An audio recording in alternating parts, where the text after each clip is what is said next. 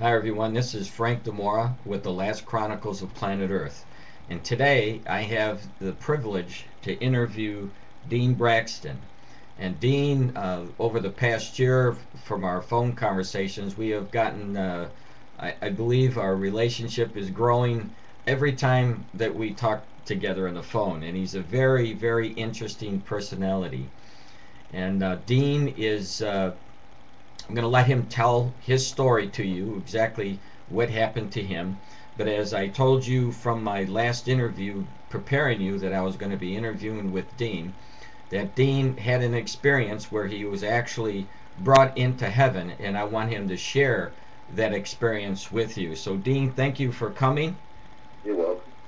And so I guess what I'd like to ask you is, I know that reading or listening to your tapes and being on the Sid Roth show, some of the things that happen, and I know that your problems started with kidney problems. Is that correct?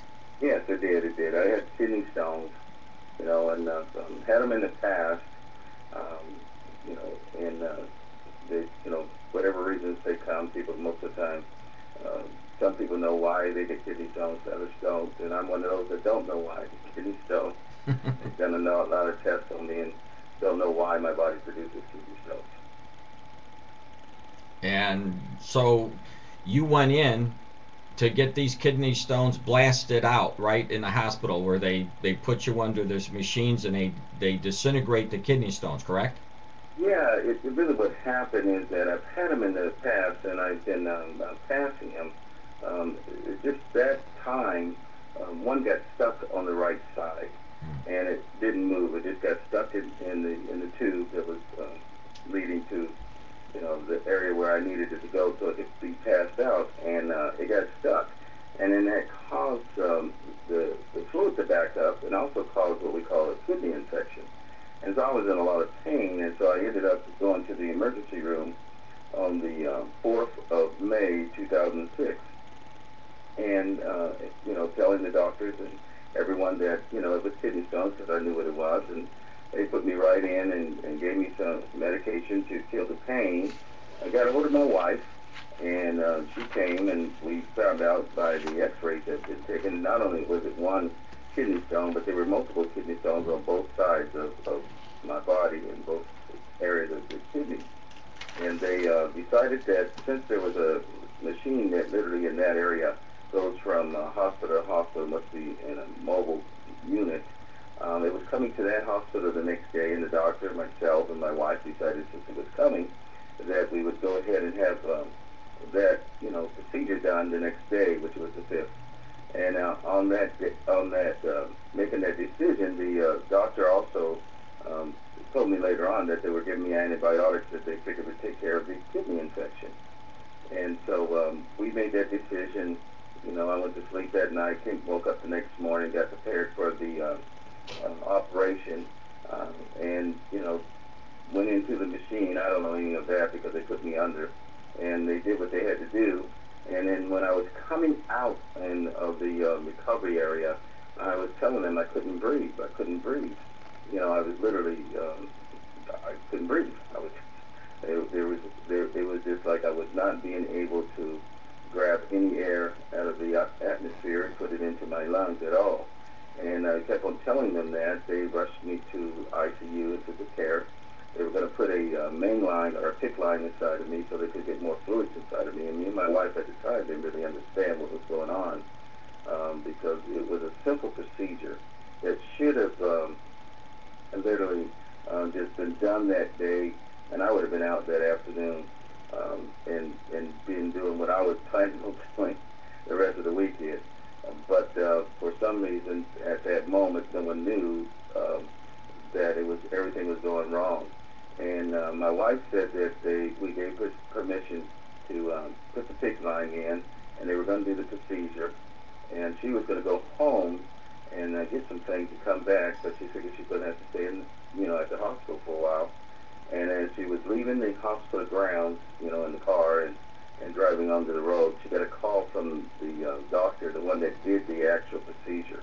By this time, they had changed doctors. I was with the what they call a critical care doctor. And again, we didn't know that until later on. The information I'm giving you, Frank, is stuff that we heard from the medical staff, but we also got the medical records. So, you know, it's the factual information that we heard and also received from the records that we got from the hospital. But she was driving onto the road, and as she was driving onto the road, she got a call from the doctor that actually was doing the operation for the kidneys. And he said, Marilyn, your husband's heart stopped. We are doing CPR on him right now. And her words was, what? Because if you know anything about these type of procedures, they're pretty simple. They're not very difficult procedures. Right. And it was like, how could this happen with a very simple procedure that they were doing? They didn't really even cut me open. All they do is do this laser machine, and it blasts it right. To break it right. up. So your heart stopped. Yeah, my heart stopped at that moment. She went ahead and went home. So friends picked her up and brought her back. You know, we are born again. We know Jesus Christ is Lord and Savior. So she had friends that came to the hospital. By the time she got back to the hospital, and you got to remember this was a short time, there was a number of people that just dropped whatever they were doing and came to the hospital to pray. And, you know, for me. Right. And they didn't know, you know, whether the doctor was going to come back and say, hey, he's not here, he's gone on. They didn't know any of that stuff. My wife will tell you that she knew that it wasn't right. She has given that credit to the devil in the sense of the things that was happening, and she knew it wasn't of Jesus. So she went and battled, as I always tell people. She went and battled to get the results she wanted, which was her husband not only back in his body, but totally healed of all the situations that took place. Right. Now, I do know, excuse me, your heart stopped, but it actually stopped for an hour and 45 minutes. Isn't that right? Correct. They called it prolonged cardiac arrest, according to the medical records. You know, they said that the procedure that they had to do was, you know, we talked to the critical care doctor. He's the one that really was the one that helped us to understand the medical language that was in the records.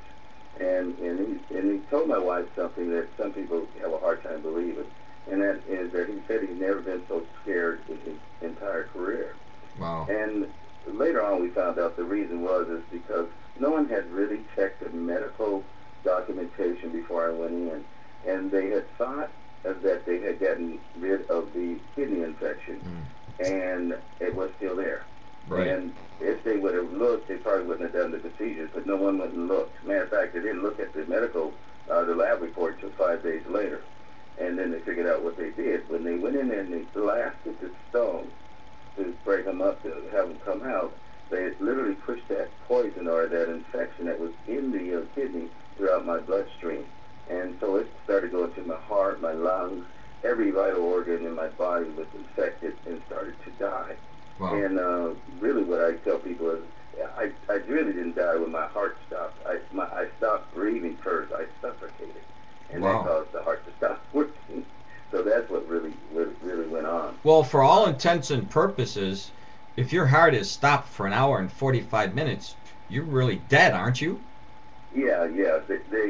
People have asked me, did they write in there that you were dead? I said, no, they just said my heart stopped for an hour and 45 minutes. And I always have to tell people, what do you call that? That's in the medical record. Right. When we talked to the doctors, every one of them said, yeah, you died. None of that is officially put in the medical records. All they called it was prolonged cardiac arrest for an hour and 45 minutes. Well, for one thing, if a doctor's working on you for a simple procedure to blast kidneys and you end up dead for an hour and 45 minutes, I don't think that they would want to really say that you were dead. So. Yeah, the other reason is because they made so many mistakes. Right. It was hard for us to get the medical records, Frank. Right. It was not an easy thing. Right. And even in writing the book and having experiencing the throne of God, I went around to several medical people and nurses and doctors to try to get them to write something up so that I could put it in the book to give the interpretation of the medical record. And I was turned down over and over, and every one of them said two things. Number one, they didn't want to be a part of any litigation, that is, if we go to put a lawsuit together. And secondly, because of the, what do you want to call it,